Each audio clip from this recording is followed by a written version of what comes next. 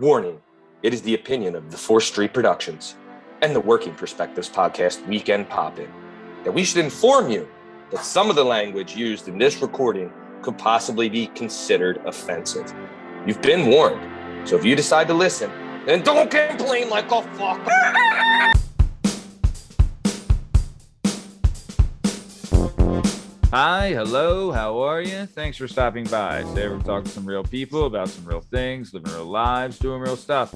This is the Working Perspectives podcast, Weekend Poppin'. I'm Matt Lavelle, accompanied by the strongest of stems, Strong Stem Steve Cabot, and the bad boy, Burn Podcasty. Strong Stem, how we doing, sir? Good. A little tired. Had a little bit of a long week, long weekend, long night. We're running on stupid, Love it. Can't wait to hear about it. Bad boy, how you doing, brother? I'm great, man. Just happy to be back. Happy to go, back to back. Get a little rhythm going here. Dude, happy to have you back. Thank you for coming back. Thank you for being part of the show. I'll tell you, rave reviews on your first show last week, brother. You brought the house down. Everybody said it. So really good. Nice, you and me, I knew you would fit in with Steve because he's one of us, but we've always had good chemistry. So I'm happy to see us, put the boots to it. You know what I mean? Hey, man, listen, I'm a singles hitter, right? I'm not here to hit home runs. I'm just here to slap it over the second baseman's head. Yeah, because I'm striking out, swinging for the fence, my friend. Pete, Steve, sometimes you're hitting a fucking grand Strike slam. three. That's the difference. Steve might strike out a couple times, but every once in a while he walks off with the granny. I'm just here to slap singles, Yeah. Hell yeah. Yeah, I'm by on the bus. That was a grand fucking slam, brother. All right. Well, speaking of, you can find all our content and all our stuff on all podcast platforms and YouTube at Working Perspectives Podcast. You can hang out with us on Instagram at Working Perspectives Podcast and join us on the Twitter and the TikTok at Working P Pod. If you'd like to be a guest on the show, do us a favor, email us at workperspectives@gmail.com. For the love of God, please click the subscribe button. It's fucking every day with my wife with this. And then also, there's an algorithm that you need to click a like button for people to see our video. So fucking, if you could do that, I know we're asking a lot, but if you could. But either way, let's get this thing started. Let's go. It's our objective to be effective by voicing societies. Working perspective, exploring your day and how you get paid. Launching a new episode every Tuesday. Your day can transform while we inform with new episodes available on every platform. So check out our vibe and how we get live. Then do us a solid. Share and subscribe. Would you share it? Would you share it? Would you share it? Working Perspectives.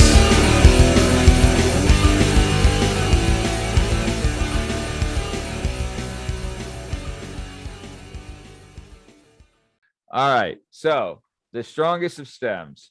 We had a show last week. I'll tell you, I listened to it, dude. I edited it, right? I edited it and I listened to it a couple times because that show was so fucking funny. That was a funny fucking show, right? Would you guys agree?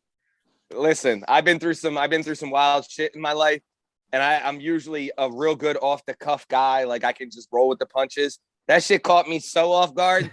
I didn't know what was happening. I just had to go back to sucking that broad's face because I had no idea what was happening. A lot of things happening. Burn, what'd you think about last week's pop-in? Oh man, it's like you get to the amusement park and sometimes people are like, hey, let's go to the teacups, go.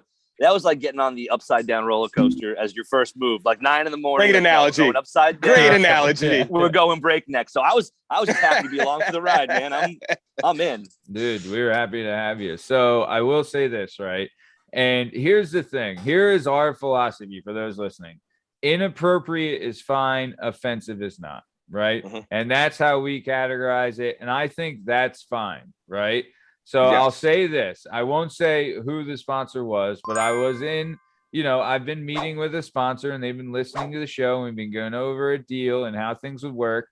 and they listened to the show last week. And I had specifically said, I'm not editing out the language, right? Because we have nothing against anyone who's gay or homosexual, nothing against them. I thought we clearly stated that. Right. We weren't making fun of anybody else but ourselves, right? We never 100%. we never make fun of anyone else but ourselves, right? Agreed. We delivered we delivered a story. We all listened to it. We all contributed to it. And there was nothing, we were not offensive to anybody or anyone or any religion, race, creed, whatever it is, right? I truly believe that. And I think we all agree with that, right? And Yes. I think a lot of the listeners would too. But the way the world is now is that they're trying to handcuff us and trying to take away, our God-given right to the freedom of speech, right? We're not political on this show, but goddamn right, we're from the land of the free and the home of the brave.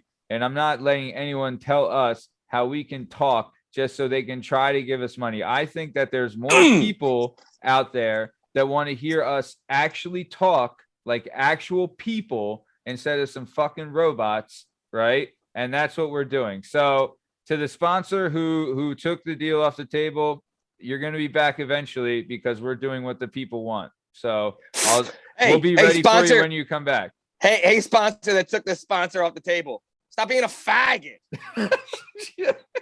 My bad. I got a little aggressive. I'm sorry. A little aggressive. Too much? Too much, too quick? I fucking love you, man. I fucking love you.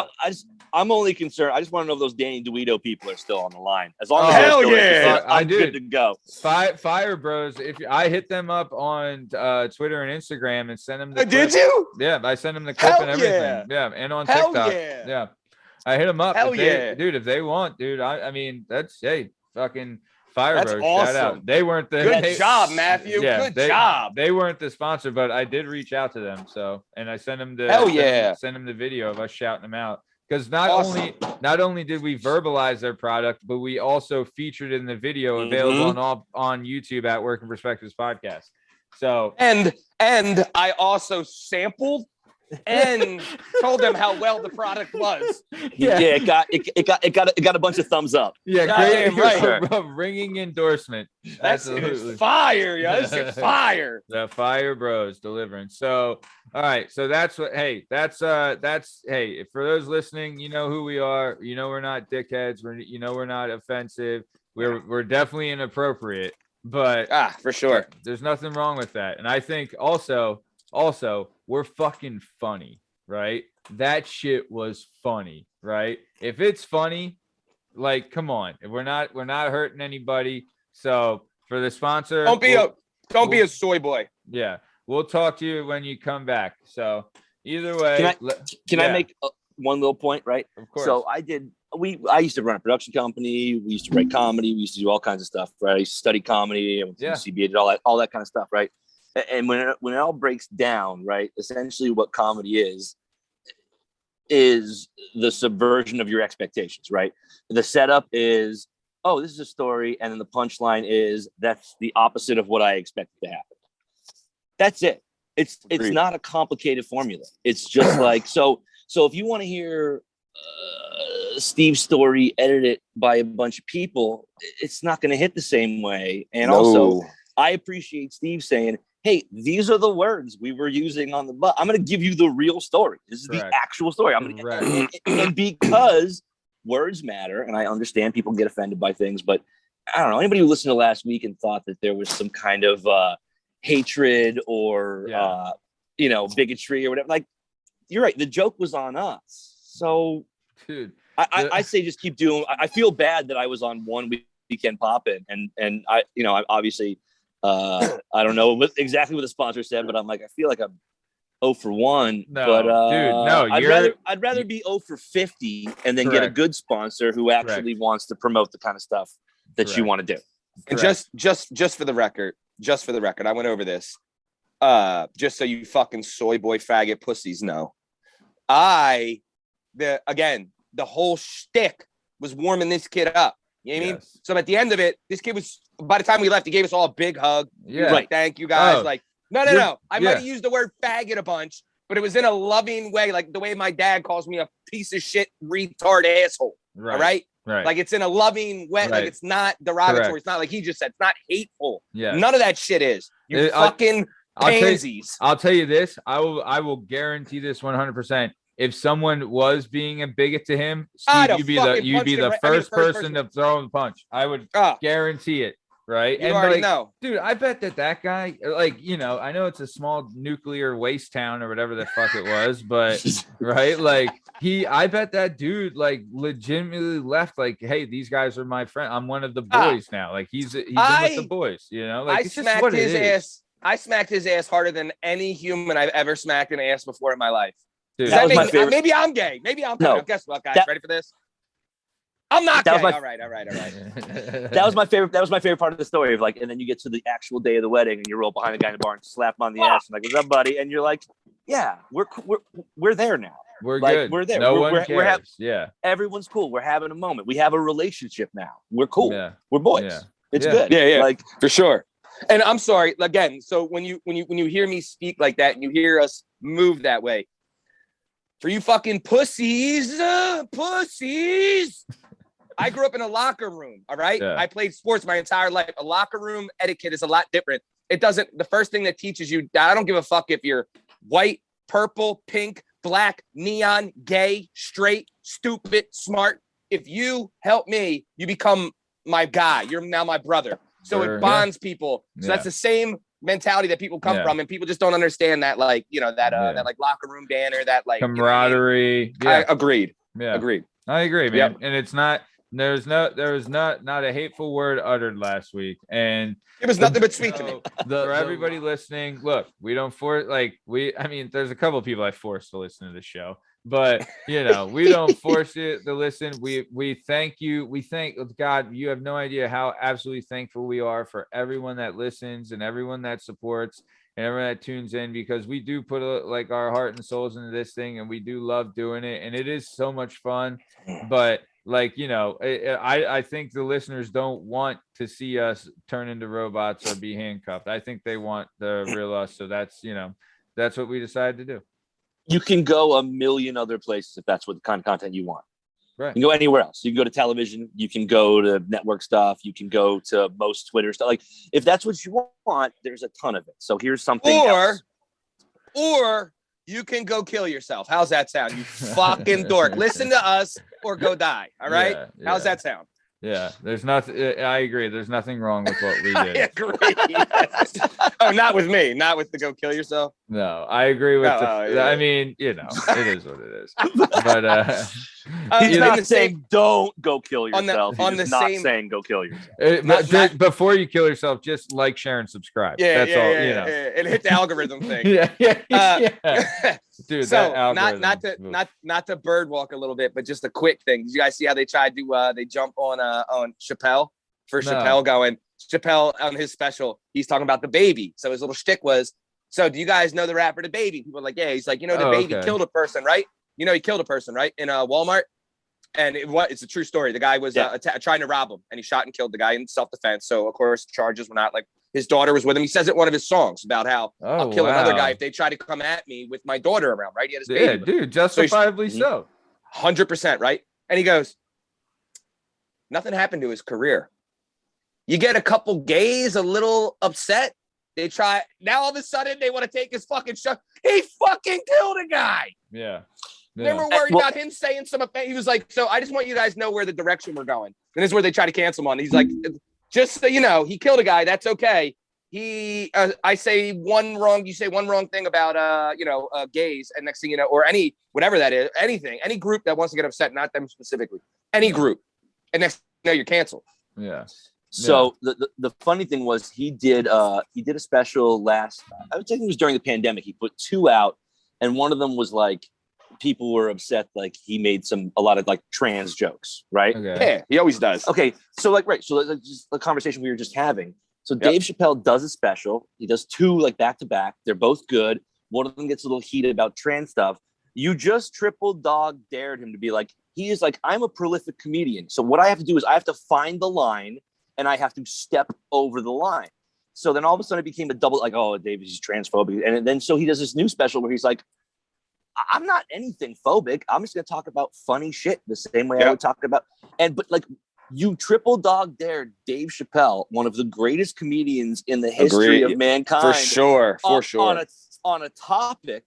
What did you think he was gonna do? Yeah.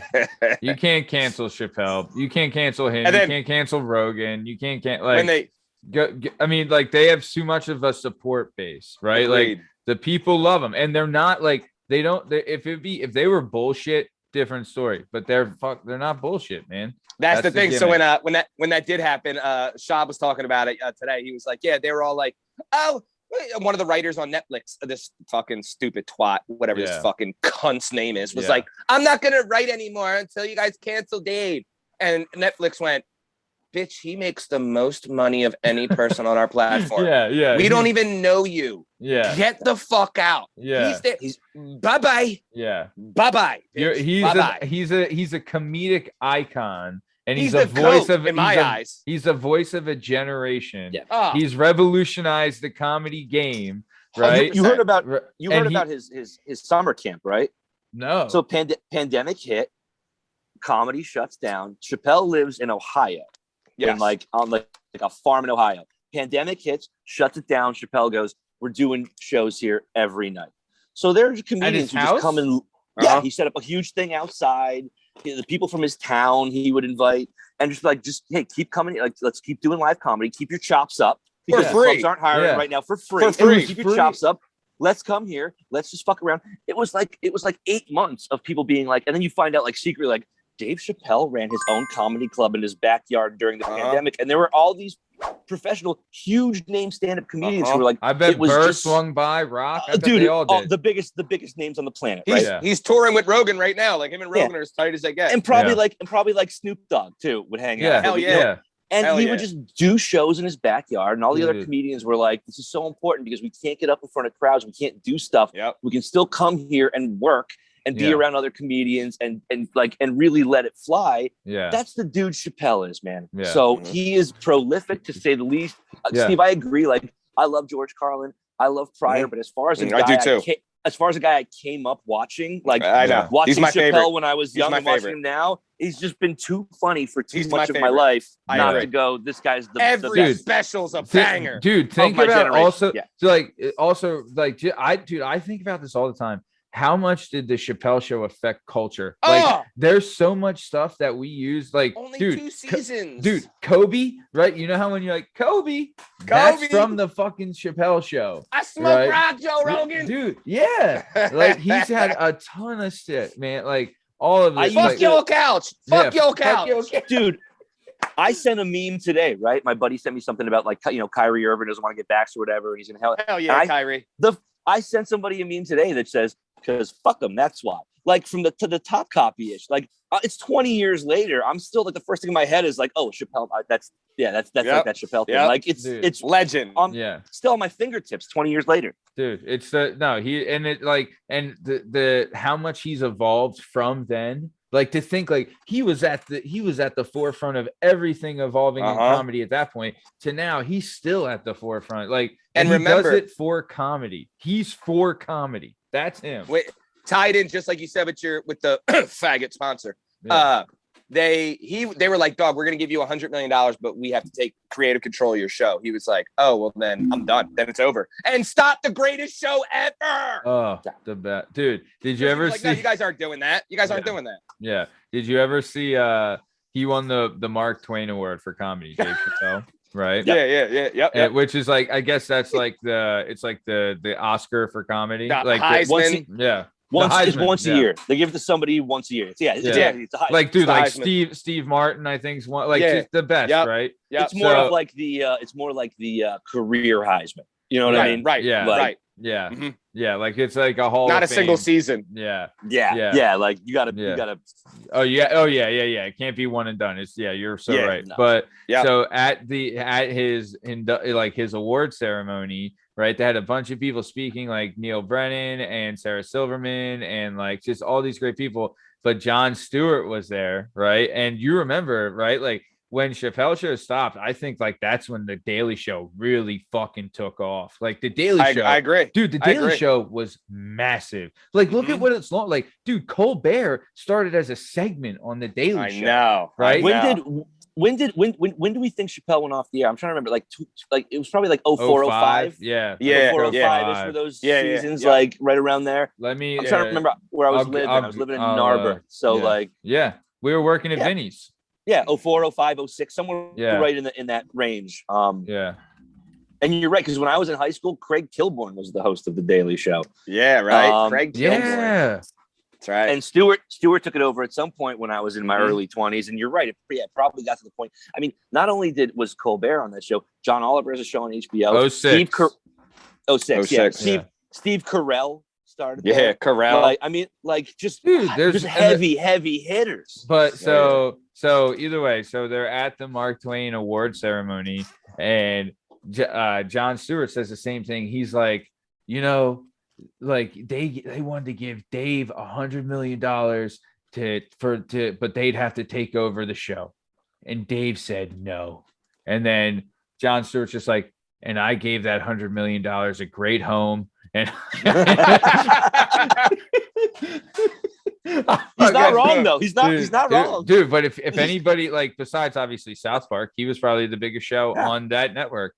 And also like as far as like political satire, not really a big fan of it myself personally, but he owned it and he was good at it, right? Like I don't know. I guess like I've never watched the John Oliver stuff. Apparently he's good. Colbert's show on Comedy Central was also awesome because I saw that live. He's a lefty dude and he was playing like a super righty guy. But what he was doing was just sending up how stupid anybody on either one of these networks is to be like totally devoted to this, and I'm gonna have this stupid spin and everything. Like, just tell the fucking news, bro. That's what we used to do. We just tell the news. Yeah. So Colbert was kind of like crushing everyone. I remember when he went over to CBS, people were like, "Was he gonna be able to do this? Like, he's been doing this show in character for 10 years," and he was like, "Yeah, because I'm really charismatic and good, idiots. Yeah, I'll be fine. Don't worry about it." And he's number one. He's been number one since he went to CBS. And he's totally fine. Yep. Dude, and like his lead in, like, dude, like, I'm not gonna lie, I love the James Corden show, which follows him. I'm a big fan of James Corden. That's the pudgy British guy with the good voice, right? That guy's talented as shit. Oh, he's super so talented. fucking talented. That guy. I agree. I love his stuff. His stuff's real. I'm a big fan of him. But that thing when they ride in the cars and he sings with all the people. Carpool karaoke. Oh yeah. That dude's fucking voice is ridiculous. I was like, yo, this guy's ridiculous. Dude, I'll tell you what. As far as like performers,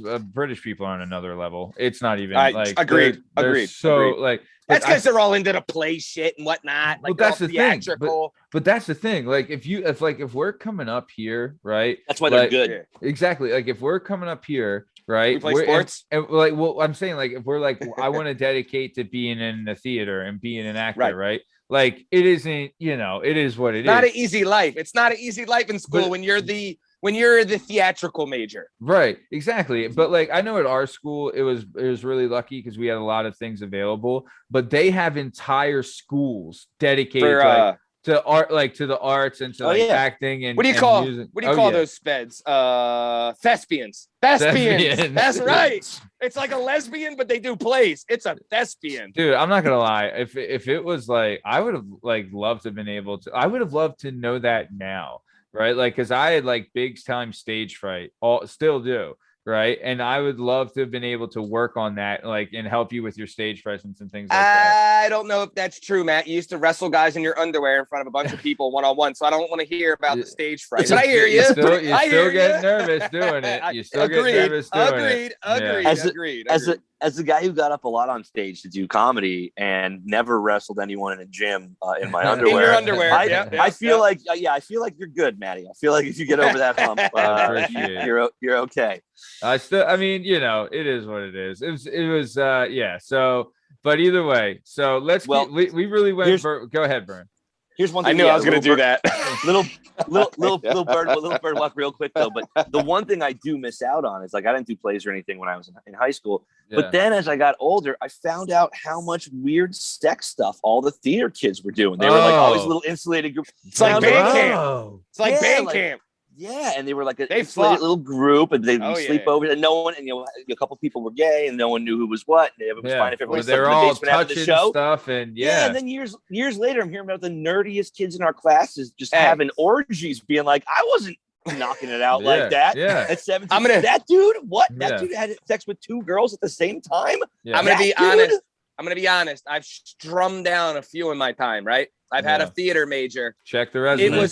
It was fantastic. Oh, dude. It was like a different chick every night. She shows up acting a different wig, acting with 2 accents. I'm like, who's this bit? Oh, it's you again? Hell yeah. What's up, Biddy? Yo, bring back Rosalita from Thursday. That was Yeah. Come back with fucking Rosalita from Spanish Harlem. I need her back on the scene. Oh, Yeah. baby. I didn't know though. I didn't know. I was too cool for school.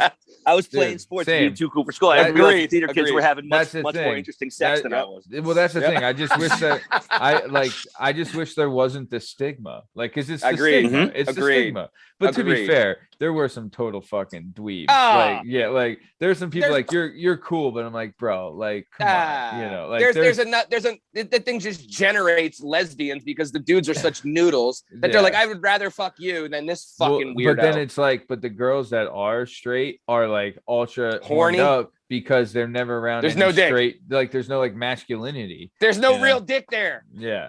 There. So I will say this. I know we talk about our high school all the time, but it was so big. There was so much going on. Fucking gigantic. Yeah. But we had our high school marching band was nationally ranked, and when I was there, I think they won 2 national championships as a marching band, and it was like, think about it. You have a school with like what like we're saying, like almost 5,000 kids at it, right? You can get 300 kids to come out for the marching band and the whatever the streamers did and all the dancing. And, color like, guard, you color fucking guard, bigot. color You guard. fucking bigot. Even All I know right, that great, shit. great. Now we just lost our fucking color guard sponsor. Thanks, said- Matty. That one's on He said you. the Look, flag like waving Lycra, Lycra, if I you're had- still interested in being Dude. a sponsor.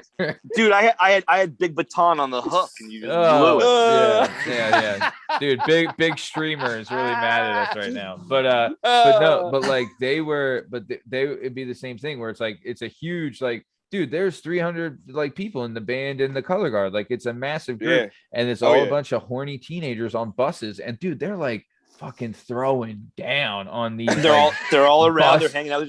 They're staying in other towns on a There's- Saturday night to do I- competitions. I heard- I- hotel shit. Come on. I heard a story, and this was before I was on the wrestling team, but so it was a thing at our like on our team, and it was a thing, and The hottest managers. we had the hottest managers, and it was everybody knew it when we fucking bragged the hell about it. Your senior class was judged on how hot the managers were. Yeah, and like we had like and like our team was good, so like the chicks were Yeah. like Ridiculous. so Ridiculous. And like we would go to other schools, and like the guys on the other teams are like, dude, did you hire models? Like, what the fuck is? We're like, Now, no, it's let's just how we fucking do. Like, no, Again, we created a culture where being I a hot kinda- manager had status. Yeah, I got after this in my story, because again, I was dating one of those smoke shows. So every fucking tournament we went to, a bunch Yeah. of dickheads would come up and be like, yo, who the fuck is that? I'm like, that's my girl, bro. do I punch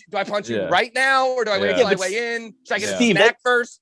I Yeah. can't imagine that hurt your results. I can only imagine that was like Oh, it probably was- pretty It was beneficial. a big benefit Listen, for him. I wasn't that talented, but when I the wouldn't say coach- that.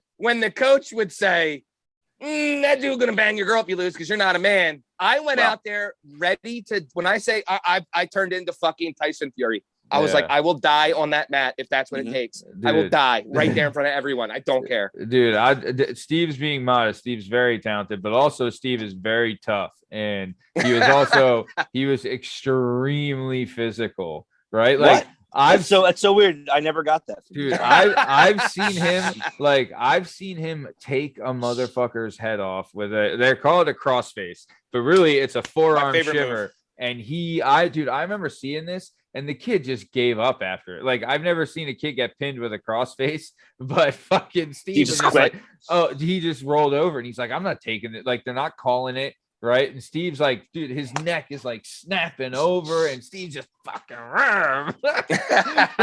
like, and everyone in the crowd, and the guy like, hears the guy, you know? the guy hears me mumbling softly, fucking talk about my girlfriend Yeah, again, you don't go, motherfucker. don't go, you motherfucker, don't go near The guy, the ref doesn't know if he should stop the match because I'm crying and shit. He's like, he's winning, but he's crying. I don't know what's happening. I'm like, fucking talk about her again. I love it. She's my everything. I still That's love you, Luisa. incredible. That's incredible. Did I slip out? Hey, dude, I love her too. She's great. I know man. she's the best. She's the best. She's, I know. she's the best. Listener She of the is. show, fan of the show. The Thank best. you. The best. So Yep. I got a little bit of a different background. Like I think there was 112 kids in my graduating class. Yeah. Went to Hell a yeah. small like Catholic school. Now the public school there was big. Valley West, Wyoming Valley West is probably around the same. Like Decent You went to wrestling. Wyoming Valley. Wait, you went to Wyoming Yeah. Valley West? Yeah. They got That's a why- hell yeah, of a wrestling team. He Yeah, went so he where I went grew up. to he went I to went the to a Catholic school. like he in went to the that- LC of the Okay. yeah. I was gonna say but Wyoming that- Valley West got some stud wrestlers. Yeah. Yeah, One of them's that was my- one of them's a friend, Tim Casey. Shout out. Really Really? great dude. Yeah, they got. I don't know him, but I know that their team fucks. Yeah. Yeah. I Really remember good. good. that was when me and Matt were becoming friends, like him learning that like I was from that area. He was like, "Oh, my Yeah. dad's from that area. Those people are tough." Oh, And yeah. then he Oh, met my yeah. buddy Tim, and he's like, So "Well, is my my West, pops. that's good wrestling." And I'm like, well, I didn't do Oh, any of yeah. that. So Oh, I yeah. would be happy to skate on everyone else's reputation. You know, They're but that District doesn't- 11. So Yeah, that's, you know, we were like the meanest. meanest. Steve always struck me as that dude from listening to these pods of like, you know, we get into like bullshit fights outside of like Grotto Pizza or Burger King in like 7th, 8th, or 9th grade. You know what I mean? Where it's just a bunch of kids yelling at each other, but no one's going to do anything. But every once in a while, yeah, but then there'd be that one kid in the Burger King parking lot who's not saying anything that you're just keeping your eye on. And you're like, this guy's really mad. He might actually like no one on my side really wants to throw hands, and neither one of these guys. Oh, but this. Watch out for that quiet guy who's just leaning against the car. Yeah. And I was like, that's kind of how Steve, when I was listening to these, I'm like, yeah, Steve would be that guy I had my eye on in the parking lot, being like, he's not saying much, but he's pacing. He's pacing. And Now he's- listen, the you pacing's two, you, The only You thing two are Steve talking would me not up. be saying much. Not Steve would quiet. be. I would not Steve not would be be. quiet. I'd be the loudest. And here's the thing. All right. While you two talk me up, which is fantastic, the big thing with me is I've been beat up a bunch of times before. Not afraid to get beat up again. No, so big deal. that, It I hurts. learned that You get real over it. quick that most people are very afraid of getting beat up. Yeah. So that Big time. immediately the second they think they might get beat up, they're out. They're out. Yeah. They're out. Oh, Yeah. when the person's like, yeah, when it's like time to throw down and they're ready to throw it, like if there's a lot of this, but then when it comes to do it, there's a lot of like, you know, then it gets like, bro, what are you like, fuck? Yeah, come what are you on, doing, man? Yeah, Why dude, you being a what the dickhead? fuck, man? Like what the fuck, you know? Then it's like, all right, man, you know, You that's fucking noodle. yeah. So in my experience, then Steve's like a unicorn, which makes him even more dangerous because in my I'm experience, retarded the guy- unicorn. no, the guy who was doing the most talking was always the guy who had the least to say when a fight started. yeah, I don't know sure. if I've ever actually seen the loudest dude also They- just be the best guy in the fight. yeah, man. I wasn't the best, but I wasn't bad. But Yeah. yes, You were I gonna- was definitely the loudest. We're Yeah, gonna for throw sure. the first punch or the second one. The second, because I would let that Navy SEAL handle the big guys, and I would just Yeah. clean up Right, whatever was but around them. You're You know, You're there for damage. You're there for damage. So I'm there for chicks. To be honest, I'm there for Yeah. chicks. All right, I'm there everybody. for chicks. Hey, Sure. name of the game, brother. Name of the game. And If it's say just- say what you want about like women and like, you know, they would say like, yo, you guys are so stupid, you're misogyny and you're fighting. If you want to fight, you're getting some guac 5,000 guac 5,000 or whatever it is. Hell yeah. You're on top. Like, Atta girl. forget it. That shit is like so ingrained in your natural instincts of like seeing like a dominant male, like you know. Protectiveness. Oh yeah. Just Yeah. like guys, it's in our DNA to like big tits because you immediately think that they can nurture babies. It's like Yeah. a predisposed Dude, thing through time, you know. and It's evolution, baby. Yeah, it's the. I mean, I'm. Yeah. All right, so I got a wife. I can't say that shit. But so He said, these- yeah. Listen, Yeah. No, I will- no.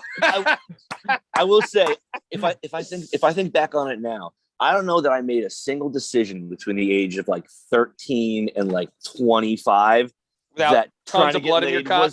that time trying to get laid wasn't at least a 1% factor in that. Correct. Like maybe not a single, not even like what I'm having for lunch today. Like at some point in my mind, I was like, but maybe later you might, who knows? Yeah. All that kind of bullshit. But I think at least 1% of every decision I made, probably for 12 years, was like semi-influenced by trying to get my hand on a boob. You know? Abso-fucking-lutely. Can I ask you a question, Matt? Can I ask you a question? Of course. Who was on the show this week? It's funny you mentioned that. So, well, real quick before we get to that, what I wanted to say when we were talking about the wrestling managers. So before I joined, there's like the year before, 2 years before. Shout out, young. Yeah, it was a couple of years before I joined the team, but she's probably just now. The wrestling, yeah, true. True. So the wrestling managers, when I was there, our coach was very much like, you're not allowed on the back of the bus when we're going to away because of what happened on my freshman year. Yeah, with two names I won't bring up, but there was an incident between a very cute manager and a popular senior. Yeah. And so no female managers were allowed. A tale as old as time. Yeah. Yes, exactly. I'm sure this happened everywhere in America over and over every again. school ever. Yeah. Yes, exactly. Yeah. Exactly. Yeah, it was the best. So okay, so let's keep it moving. So Steve, to answer your question, on the show this week, we featured the dangerous one. The Double D. We finally got the backstory everyone's been asking for. The dangerous one, Diana Spencer, her episode really got really good reviews on it. Got a lot of traction on it. It was really good. Like, Diana does have a fascinating backstory from like growing up in Roxborough. She was big into softball, went to the 21st Ward.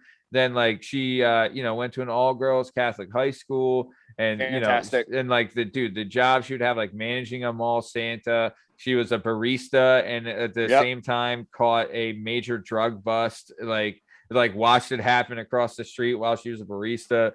And then working at Graham's, there's always stories there. Like, it was a really, really good, I thought it was a really good episode, really got a lot of good stuff in it. What did you think, Strong Sam?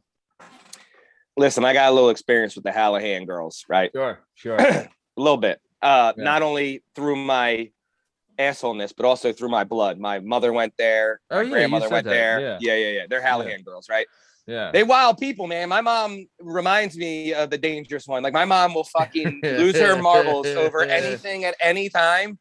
So to hear like the background story of how these nice, pretty girls that went to a good school turned with out to be tough Shirley motherfuckers. Shoes. Yes. Yeah. It is. It's cool to hear like the whole background story of like how, because I've never met a girl from Hallahan that ain't gonna tell you how you are straight to your face immediately.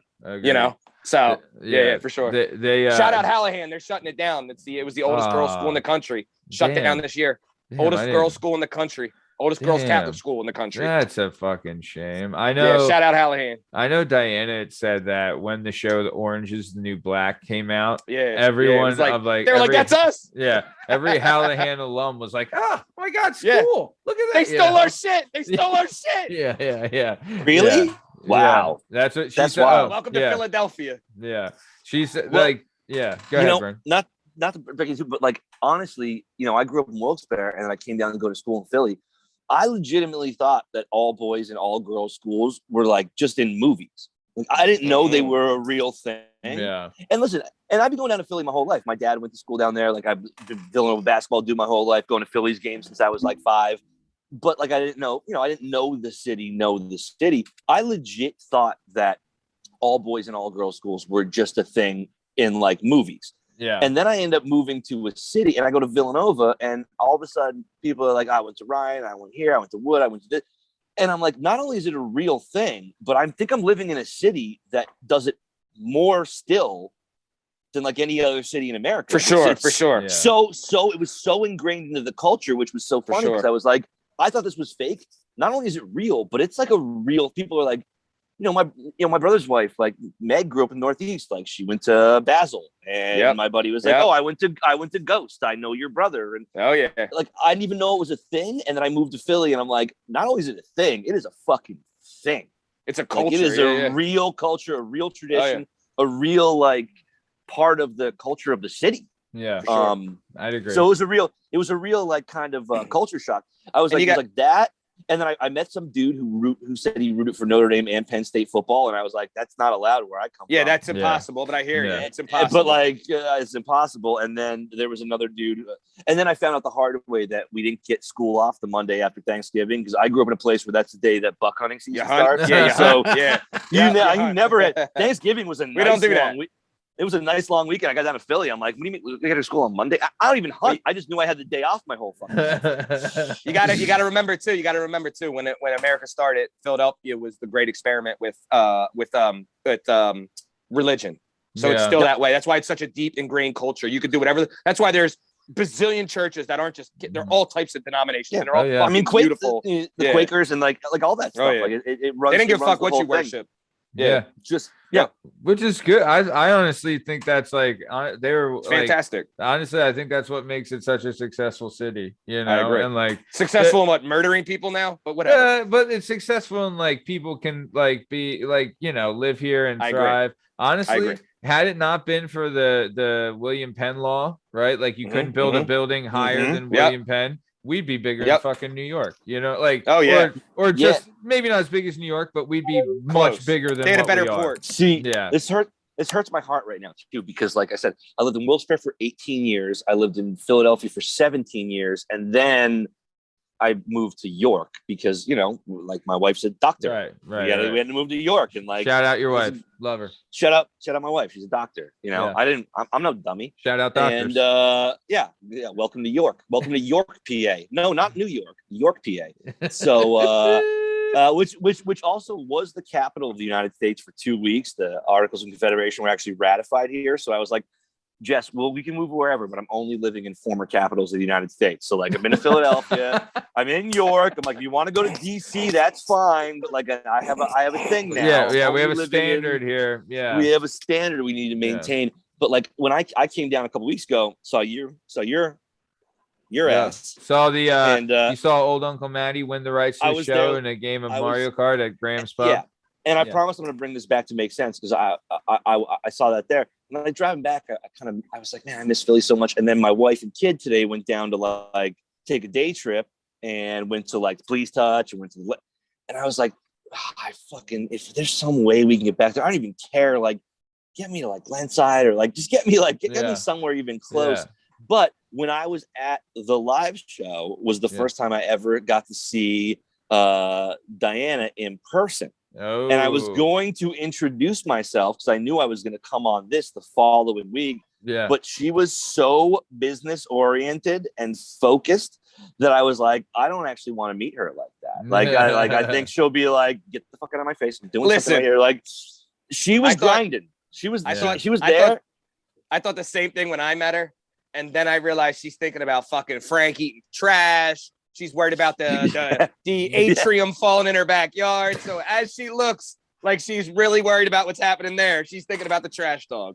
She's just a nervous Nelly across the board. But she was like, I pictured her as a grinder, like from listening to the Weekend Pop-Ins. And then I saw her live and I'm like, and then I listened to it today and I'm like, oh yeah, I was not that interested. Like, yeah, she's had a million jobs, but her mentality is what's interesting because there's those people who go to work to get some money on the table. And there's those people who are 22 being like, I'm taking a bunch of stupid classes at community college. I'm just going to weigh it out and go do my job. And guess what? When it gets in the way of my job, like I'll figure it out. And then at the end of the podcast, she's like, and that's when I bought my house when I was 22. I'm like, yep.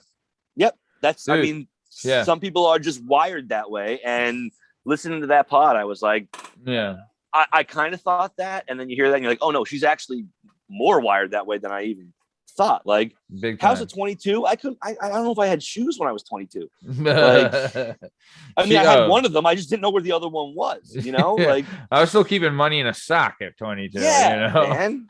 You kept money in the sock? Never mind.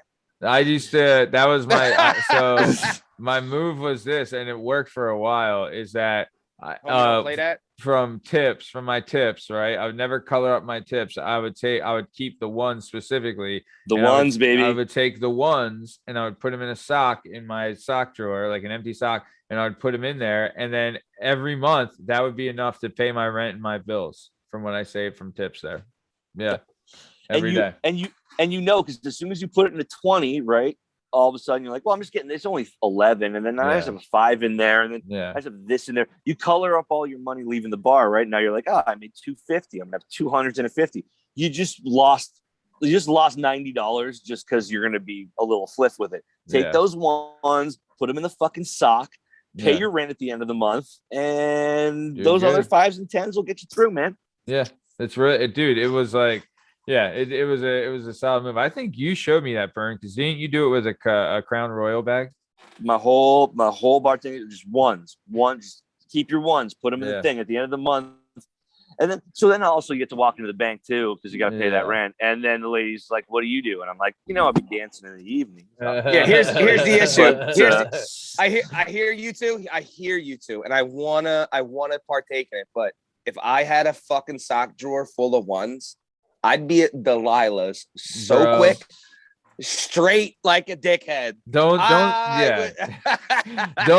think it made it every month. I'll let you. There had to be a month. There was some time. There was a lot of times. But Steve, when you do it for 20 years, you know this. When you do it for 20 years, you're allowed to take the average. You're allowed to take the average. Agreed. But, I'll tell you, one time I had saved up the ones. I'd saved all my ones, and instead of paying rent that month, we bought a digital camera, and I paid for it. I paid for $700 for a digital camera, all in ones. And worst day that Best Buy employee ever had. At the Best Buy, the dude's like, and I was like, bro, I separated it all out by hundreds. I suck dicks. Boy. Chill, Mark. Chill, bro. Chill. Don't say the name. But so all right. So Diana Spencer episode available now on all podcast platforms and YouTube at Work and Perspectives Podcast. Really implore you to check it out. It's honestly, I liked how we did it. I like that we had Diana on the pop-in for months. People got to know her a little bit, and then so it's really kind of like, I mean, Disney kind of parodied us because they had the Black Widow in all the Avengers gimmicks, and then now Black Widow has her own movie. It's like, boom, here's a flashback. You know half the story, but here's the rest of it. No, it was good. Now listen. I love you, Diana, but I hate to be shitty, right? I hate to be shitty. I'm not a mean person. I hate to be shitty, right? Of course not. Yeah. I love the girl. I don't understand. I don't want to be shitty, but this is a visual show. Can we get like you in lingerie when you have the interview? Can we do something for the viewers that would bring more viewers in? This isn't for me. This is for the viewers. I'm trying, not for me, for the viewers. But can we get you in like maybe a little nightie, maybe some stilettos? I don't fucking know. I'm just You're thinking of the viewer, Steve. I'm spitballing ideas, you know? Yeah. I'll say, like, I don't know, but hold on. There's a viewer over here. What's that? Or like a Girl Scout uniform. I mean, that's not my thing. I just to another viewer. Shout out Girl Scouts. I'll buy some fucking cookies. Yeah. Shout out uniforms. 1960s like Pan Am, stewardess. Oh, let's get weird with it, get some polyester on maybe there. Get it all done. Yeah, something for everyone. I'll tell you. I will say this. Speaking of Black Widow, watched it. And there's a girl in there that I've seen, like she's a young actress that's up and coming. She was in like Outlaw King and the Black Widow movie, and like another movie I can't think of. I think her name's Florence Pugh. Dude, she was in. What? Yep. She was in what? She was nominated for an Academy Award for being Little Women 2 years ago for Best Supporting Actress, and she was also in. She was in another banger that like I was like, oh shit, that was her. Like she was in Outlaw King. Did you see Outlaw King? Yeah, I did, but there's another one. She so it wasn't like a banger, but I watched that movie too, and then I was like, I feel like I know her from somewhere. I checked her IMDb, and I was like, oh, Ben, she's actually cooler than I thought she was, and I came off that movie thinking she was real cool. Yeah. I know. She was in Fighting with My Family, the Paige story, the WWE movie. That's one. Can I bring something up real quick? Yeah. What's up? How the fuck do you know every movie title to every fucking movie that's ever been produced? Whenever we bring a movie up, You're Johnny on the spot with the fucking title immediately. Not even like a you're like, it's this. Thank you, Steve, for bringing What is that it with up. you in movies, guys? There is sometimes I get a little Rain Man with the movies, but also I see that. It's impressive. I'm on a laptop. I do Google it. I will say, yeah. It's not all. This shit is impressive. No, Matt, all. edit, cut. Don't ever tell anyone that. Cut that shit. Edit that shit right out. You don't have a laptop. Because I'm a dumbass. Galaxy I don't brain. do technology. I was confused. I was like, Matt knows every movie ever made. I mean, I wish I did, pal. That was a time I wish I did. But another side note for Florence Pugh. Shout out, listener of the show, fan of the show, Florence Pugh. But she, I think she dated or is dating Zach Braff. So correct. Wait, what is her last name's Pugh? Yeah, Pugh. P-U-G-H, I believe. She's like Irish or something. New York Giant who went to PW and plays lineman for the New York Giants? No. Justin? Okay. No. Not Justin different. Pugh went to PW and plays for the Giants. Yeah. He used to. Speaking of, that's funny you should mention that. When me and Bern, we were working at Vinny T's, there was a girl that worked there. What was the center's name? Sean O'Hara? She was Sean O'Hara. She was Sean O'Hara's sister. Yeah. Wow. And she would tell us, so like was it David Deal was the other? David Deal was the man. I'm not going to get into the story, but David Deal, he married Tom Coughlin's daughter too. Yeah. David Deal. I didn't know that. He was the son-in-law Coughlin. Yeah. He was Coughlin's offensive tackle and also his son-in-law at the same time. That could not have been fun. No. I mean, that's a rough Thanksgiving. Right? Real quick. Especially if you miss a block.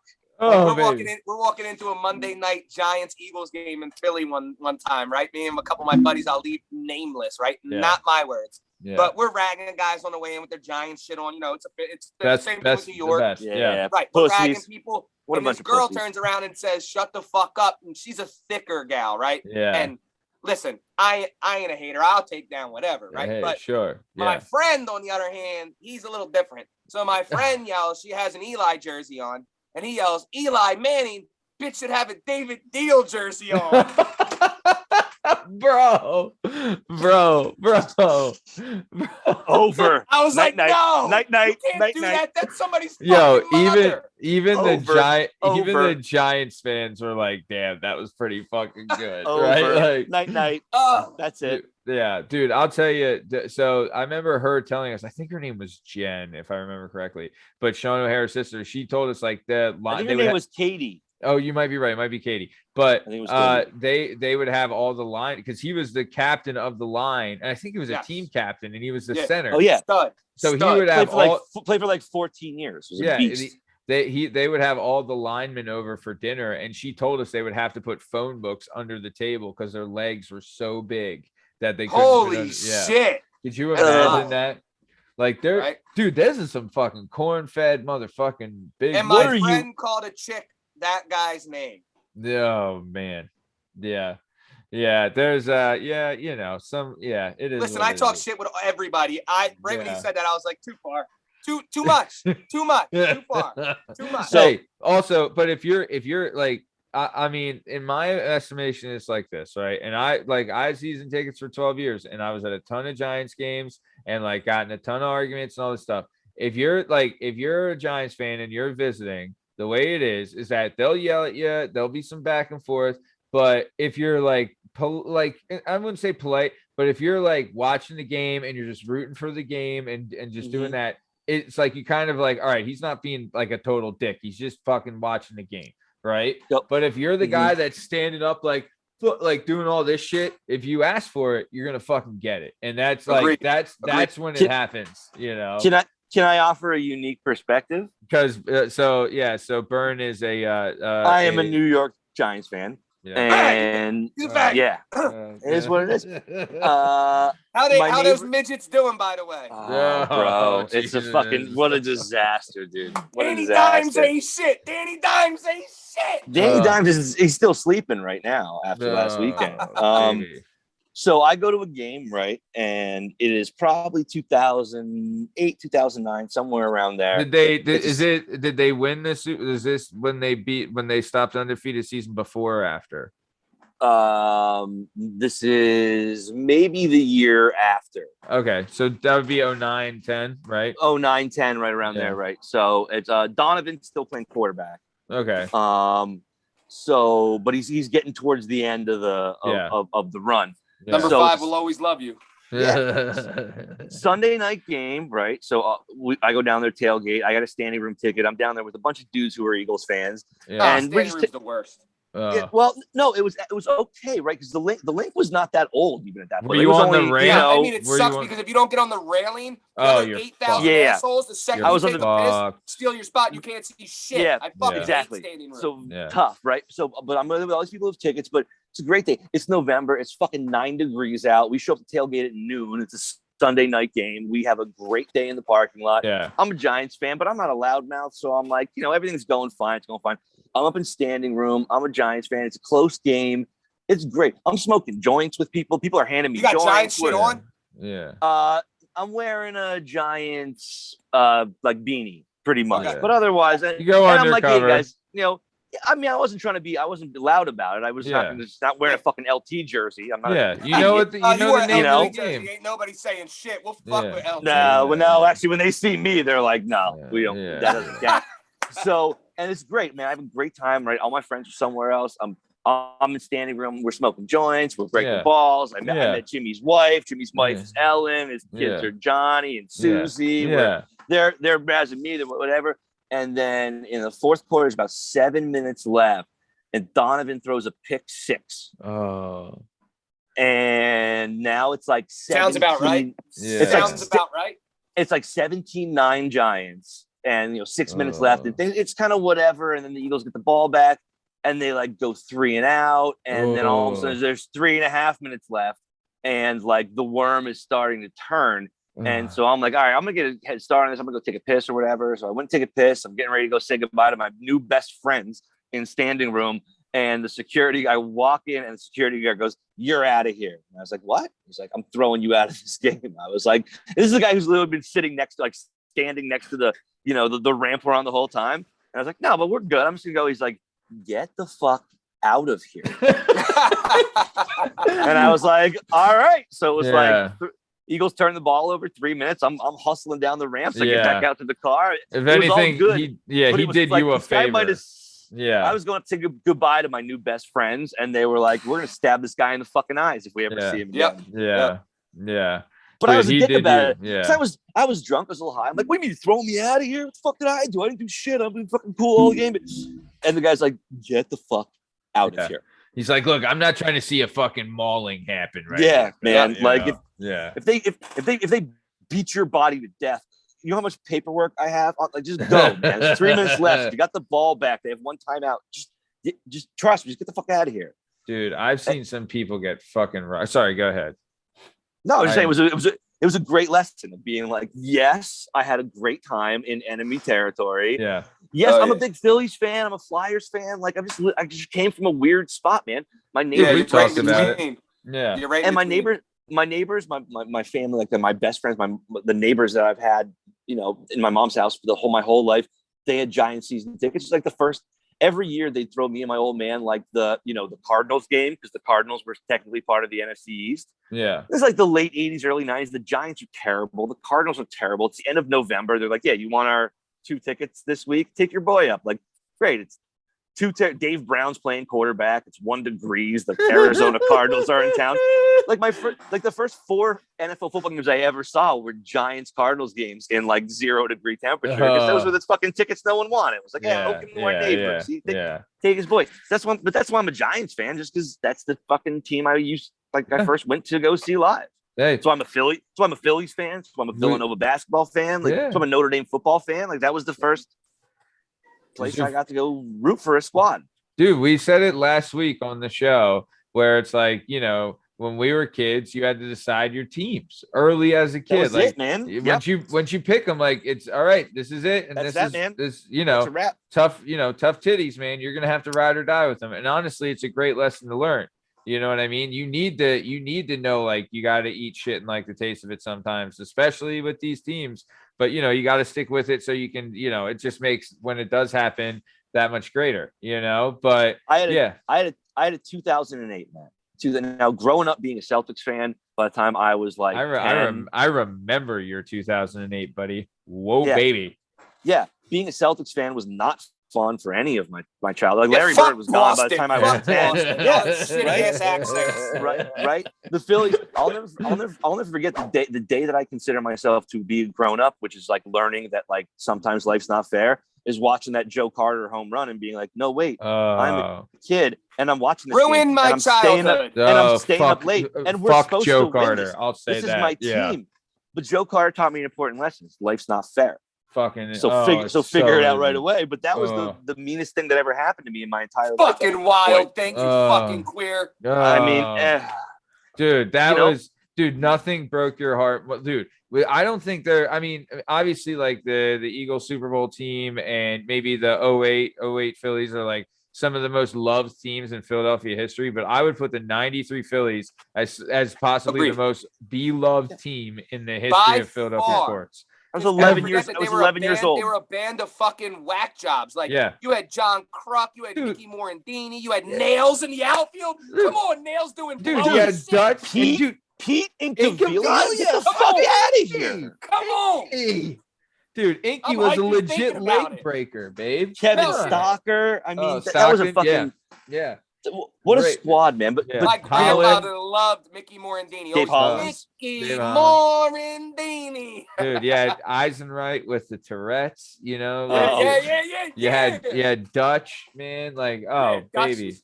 Loved it. And then, dude, talk about the hair. Oh my God, the mullets were off the chain. Crux got one testicle and shit.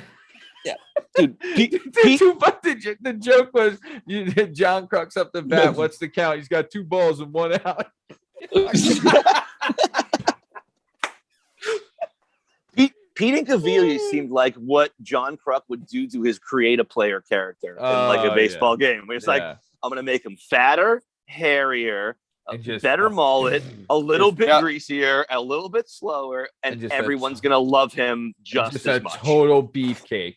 Dude, I remember tub of fun. Dude, I loved like I think there's one highlight of Inky trucking a guy at the plate and just stands up and stamps on the plate and walks off. I'm like, this fucking I love Inky. Everybody which you were allowed to do. That'd be like an 8-game suspension now because you hurt the catcher's feelings. But once upon a time, you were allowed to do. Dude, I'll tell you this: when you did cool shit, dude. That the next time that happened, I would try. Like even if like the ball was in the outfield and I was scoring, I'm still trying to truck the catcher. You know, because like fucking Inky did it. Come on, big fan. Inky underrated, but okay. So let's keep it moving, doing some really good bird walking, guys. This is part of the chemistry we have now with the bad boy on the show. Also, like I've known you forever. Steve's known you forever. Me and Steve, we're gonna know each other a little bit, man. We got some shit out there. We gotta just, we gotta figure out we gotta fertilize this egg, baby. Exactly. So, all right. So next week on the show, like we said, available now on all podcast platforms and YouTube at Worker Perspectives Podcast is Diana Spencer episode. I implore you to check it out. Next week on the show, we continue the Oedipus or the cycle of N-Dub, right? We're going to try and get every N-Dub Borough boy on the show eventually. I think this is the 6th Borough boy we're going to be having. So we have Brandon, Steve, Tommy, Sean, now J-Dub, right? So that's 5. I think I'm missing one. But either way. What's the overall N-Dub like? It's already bigger than a basketball team. Is it a baseball team? Is it a football? Dude, is it 22 offense, 11 offense, 11 defense? Is it 22 full squad? It's like a 60-man roster. It's the League of Nations. We got something of everything. Yeah, it's the League of Nations. No, but I would love, dude. I mean, like, as much as there was a friendly rivalry we had with N-Dub growing up, it was always like we were always cool, but we would hate the Towies. Like those were the kids like they were the rich kids that we kicked their dicks in the dirt. But N-Dub, like we were all, it was like there was some friendly stuff. But either way, J-Dub is on the show next week. He's an N-Dub Borough boy. Gonna have really good stuff. He's also the new co-host on the Tuesday show now that Pete's not here, and it's really like, dude, it's gonna be his story is really good. Like he's had some crazy jobs. He's like, you know, he like, I don't want to give away too much, but he has like his family shit is off the chain crazy, like really good. So you're saying it's a good episode?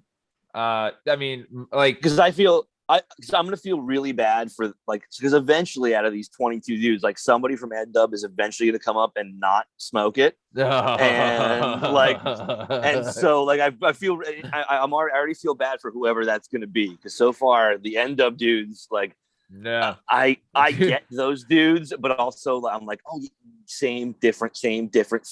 Like, I get the thread, and it's always a good interview. So Yeah. I just want to say condolences now to whoever you might, maybe your guest 18, whoever the first end of guy to come on and take Yo, shit. I feel bad for that guy, dude. Eventually, we're gonna be able to put out like an end up box set, right? Like, yeah.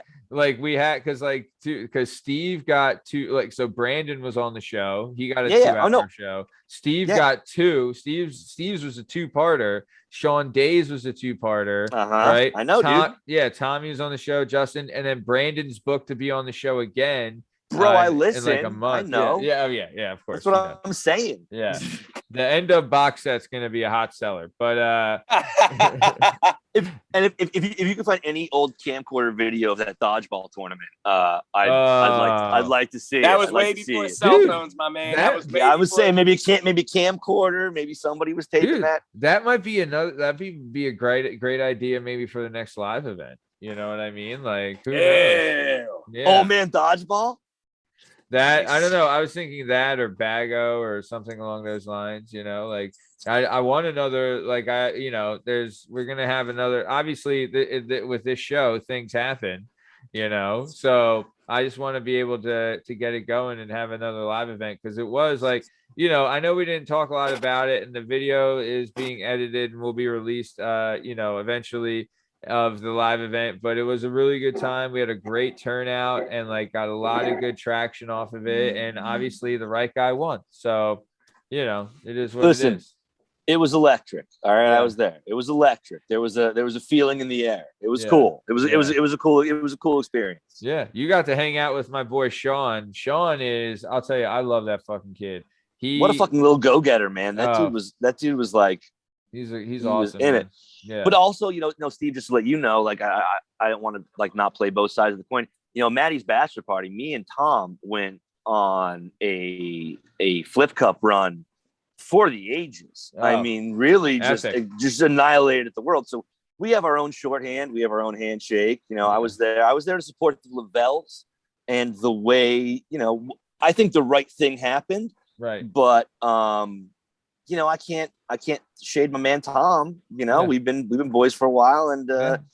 he had a real strategy, and it worked until it didn't, Yeah, and that was that. that's it. That's how the cookie crumbles, brother. That is how the cookie crumbles. I don't So want to give it away, but it worked until it didn't.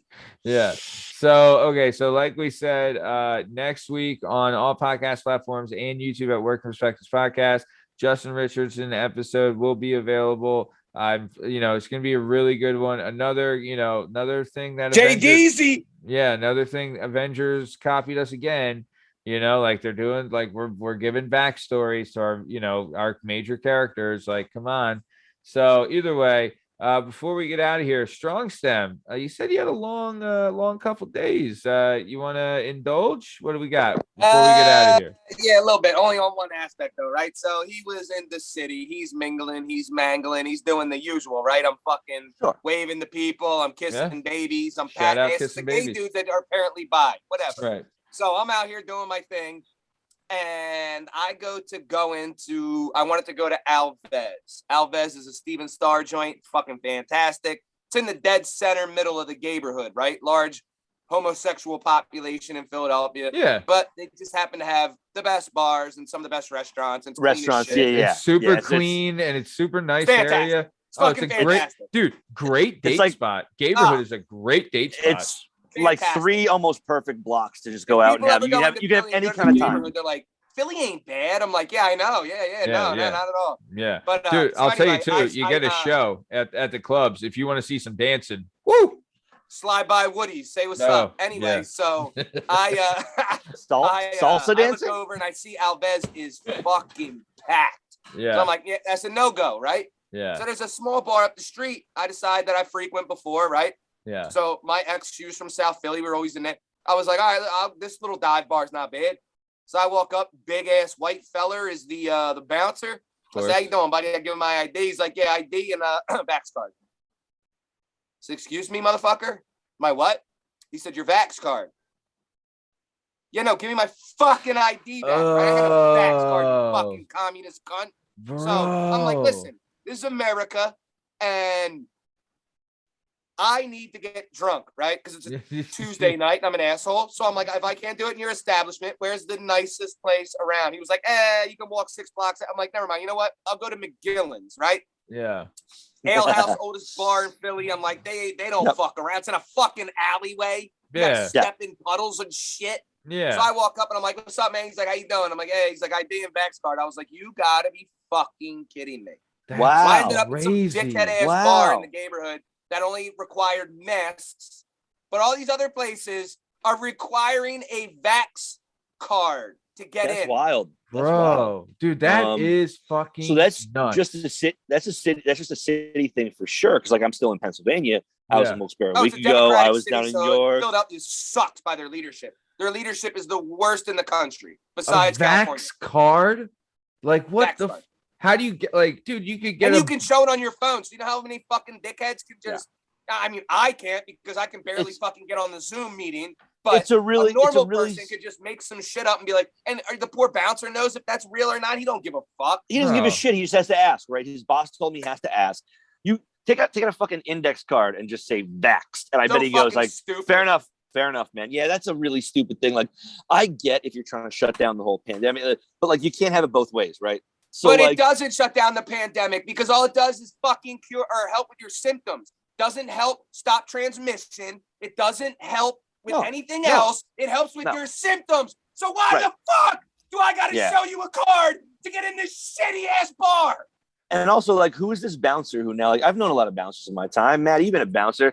Yeah. How much school did you go to study how to be a bouncer? Like, they're like, all right, man, You went to like, the all right, school man, hard knocks. yeah, all right, man, you got some shoulders. Here's a stool. Sit outside and make sure no one's the stupid gets in. Like, Yes.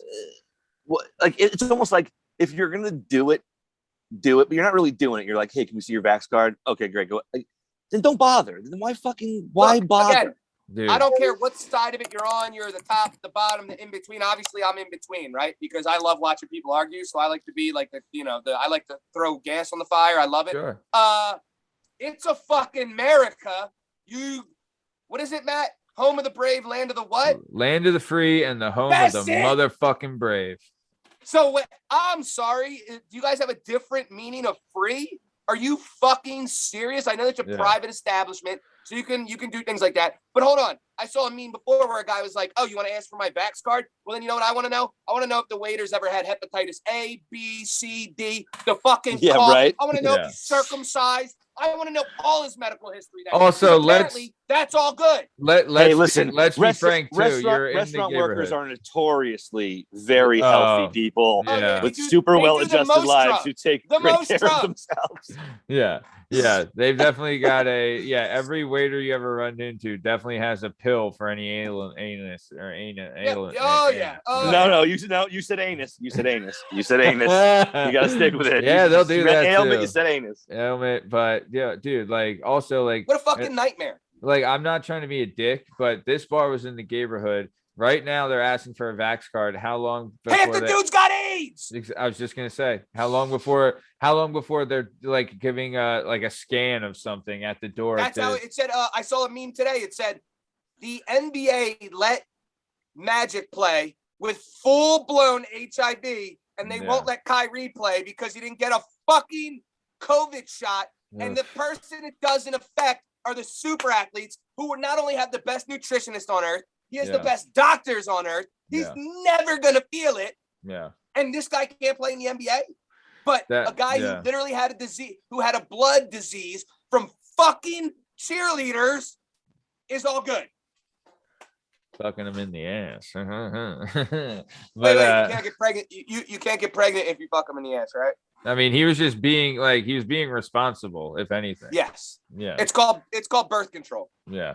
Yeah. Amen. So, but dude, Steve, you're absolutely right. That's just like, it's honestly, and I know, like we said this many times, we don't get political on the show, but that's a scary thought that like, I don't want to be tracked like that. You know, like how long before you got a fucking gimmick on your wrist that they got to implant and you got to scan and you fucking whatever, right? Like, I don't want that. It's already in your pocket, dude. You know what I mean? You know what like, you know what the fucked up part is too? You know what the fucked up part is too? The joke when we were coming up was always when some shit went on in America, a lot of people always said, I'm going to Canada. Canada's even fucking worse now. Yeah. And they probably won't let you in. Whatever that fucking twat's name is, he can eat my asshole after I shit and didn't wipe. That fucking pansy. Jesus. Dude, also too, try going to Canada. They're not going to let you in. I don't know if I have a Vax card. Nah, I don't know if I ever had a conversation with a giant pussy. Yeah. I don't know if I've ever had a conversation with someone who actually had feelings about Trudeau. I always felt like he was like one of those dudes. He's like, yeah, whatever. He's like, it's kind of a wet noodle, just hanging. He's a total wet noodle. He's like a washcloth who's half dry. It's like when you check your towel and you're like, this is dry from the last time I took a shower, and you're like, I guess I could use it. Like that's Trudeau. Gavin Newsom's less charismatic, more retarded brother. He's like the almost dry towel where you're like, I don't feel like going to the fucking closet to get another one. I'll just use this. Damn, a fucking Vax card, man. That is. But go in somewhere where I'm just gonna poison my liver with alcohol. Yeah. Wait, I need to show that I'm healthy so I can kill my liver. I'm confused. Yeah. But wait, let me give you just a slightly different perspective too, because this is what comforts me when these things drive me nuts, right? This is just capitalism, right? So that 3 blocks decided that the people who frequent their establishments like to see that and like whatever, and that's what they're going to do. Now you as a consumer have a choice to be like, great, I'm never fucking coming back here again. Yeah. And every business is weighing the, okay, like, are we going to make vax cards? Are we going to make masks? Like, it's not a state mandate. So clearly this neighborhood was just like, what's going to be our level? And will we retain more regular customers? And like, it's all fucking money. It's all money in the end. There really is no moral stance, right? The reason you have to show your vax card in the neighborhood is because that's good for the neighborhood.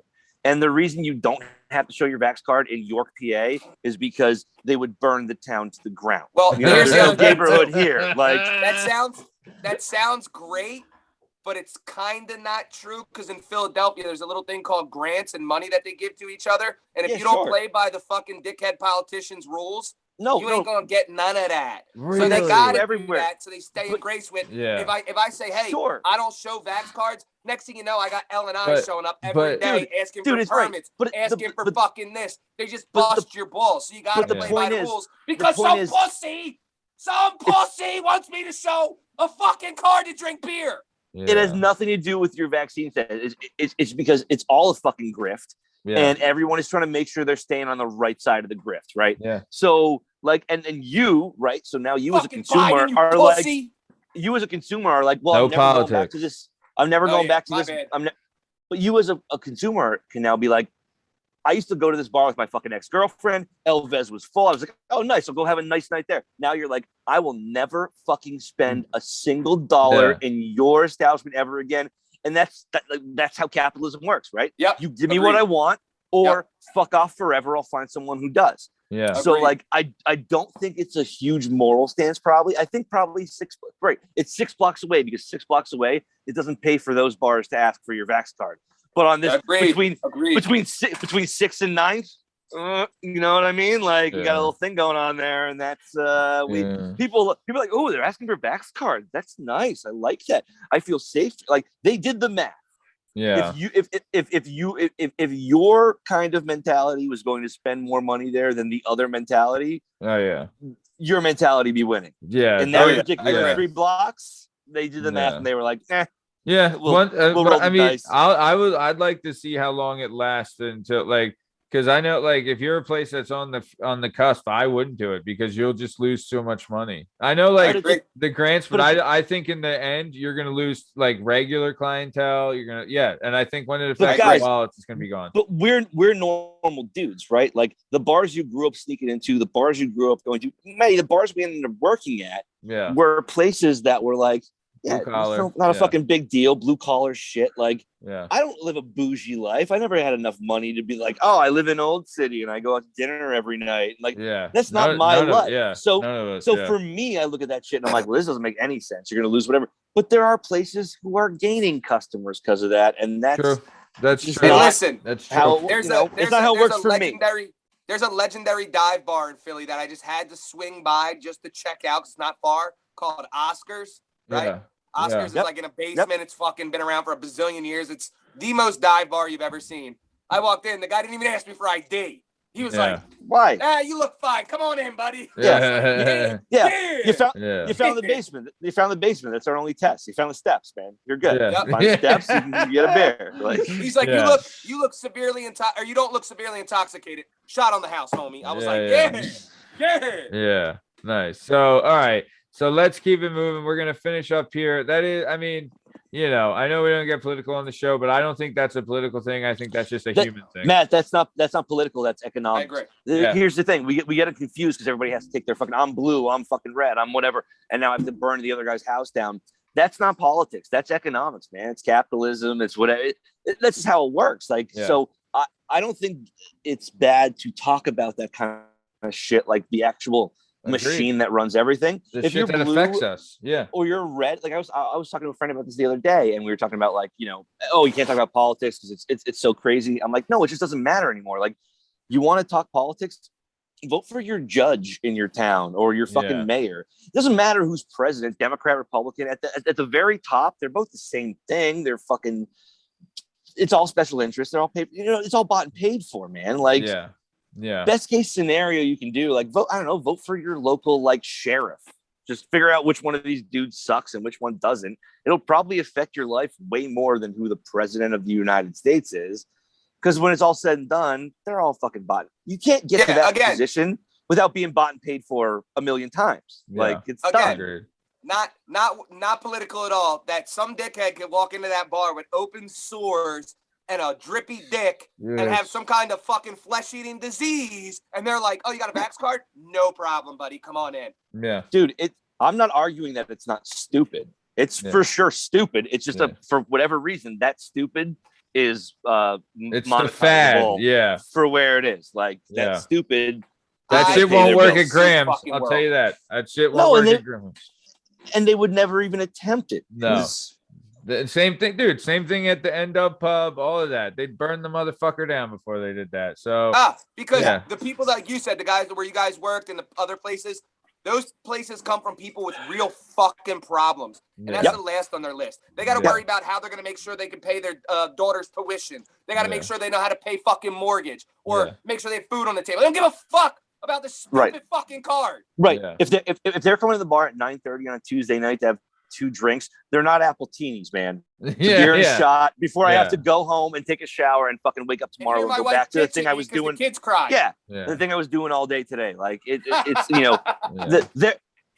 our 10 o'clock and their 10 o'clock are very different 10 o'clocks, man. Yeah. I've never been like, should we stop off for an aperitif? Like, no. Man, if I'm walking into a bar at 9:30 and I gotta leave at 10:30, I want 2 beers and 2 shots, and I want to sit there and have everyone leave me alone, and then I want to go home and be like, all right, I'll do the dishes in the sink, and I'll fucking hit the showers and try to get to bed before midnight so my kid wakes up at 5. Like, but I needed that hour. I wanted those 2 beers and 2 shots, and I want to be left the fuck alone. Like, those are the bars that we stuck into. Those are the bars that we liked working at the most. Those kind of joints. They're the best ones.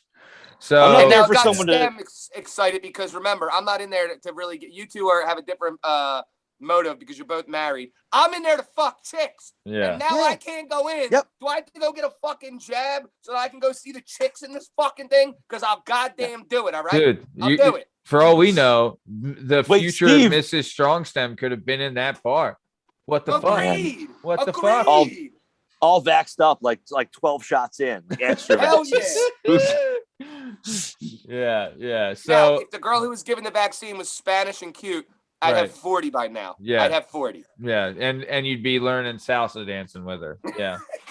So so all right. So we're coming to the top of time. I'll tell you, Burn, you're fucking Yeah, no just shit.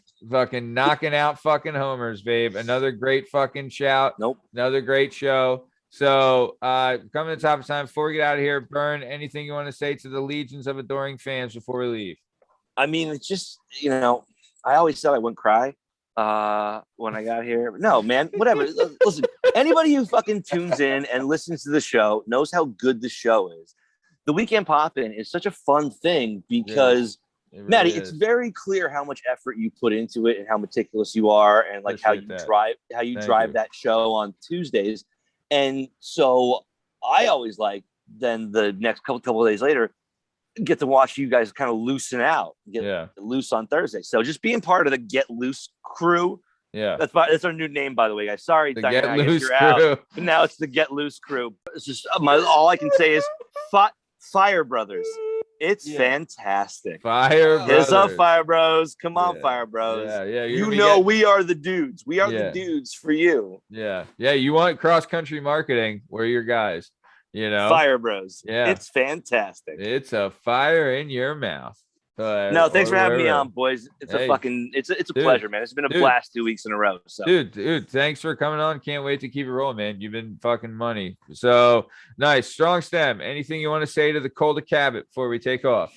Now listen, I had this nice thing set up for fucking Double D, right? I had the fucking alma mater from Hallahan queued up, right? But the only ones I could find were some bullshit broads mumbling it. You can't hear through their mush mouth, right? So I had to fucking cancel it. But just know I had the Hallahan alma mater song queued up, and you can't hear shit because all you broads sound like you have a dick in your mouth. All right, it's a little aggressive. All you girls can't sing together in unison. One girl is singing this line, the other singing that line. But anyway, Yeah. no, I don't have fucking shit to say, but get your Vax card. Yeah. Because I'm gonna start selling them. Oh shit. I promise Hustle, you, you man. heard? There's a template out there right now. Someone Where there's the market, somewhere is there's making a ton of man, money and I'm here. Yeah. selling back stars. I Someone's making that money right now. just screenshotted it on my phone, so I have it. So Yeah. So all right. Well, this has been another episode of the Working Perspectives Podcast Weekend Poppin' with the Two Loose crew. What are we, Burn? I forget. Yeah. I thought it was the Very Loose crew. Yeah. No, it was no. the Loose Crew Boys Incorporated. I think. Loose Crew Boys Incorporated LLC. So Yes. either way, this has been another episode of the Working Perspectives Podcast Weekend Poppin'. You can find us on all podcast platforms and YouTube at Working Perspectives Podcast. You can handle us on Instagram at Working Perspectives Podcast and join us on the Twitter and the TikTok at Working P Pod. If you'd like to be a guest on the show, then please do us a favor, email us at workperspectives@gmail.com. And for the love of God, it's nonstop in my ear with this. So please, help us with the algorithm. We just need you to subscribe and just need you to click the like button. You're watching the show anyways. Help us out. Help get the word out to other fans. Help us get even more listeners and all that stuff. Can't thank you enough for everything you already do with listening to the show. And if clicking the subscribe and the like button's too much, then it's okay. We're cool. But either way, this has been another episode of the Working Perspectives Podcast Weekend Poppin'. I'm Matt Lavelle. He's Strong Stem Steve Cabot. He's the bad guy, Vern Pockasy. Have a great weekend. Thanks for listening. Bye.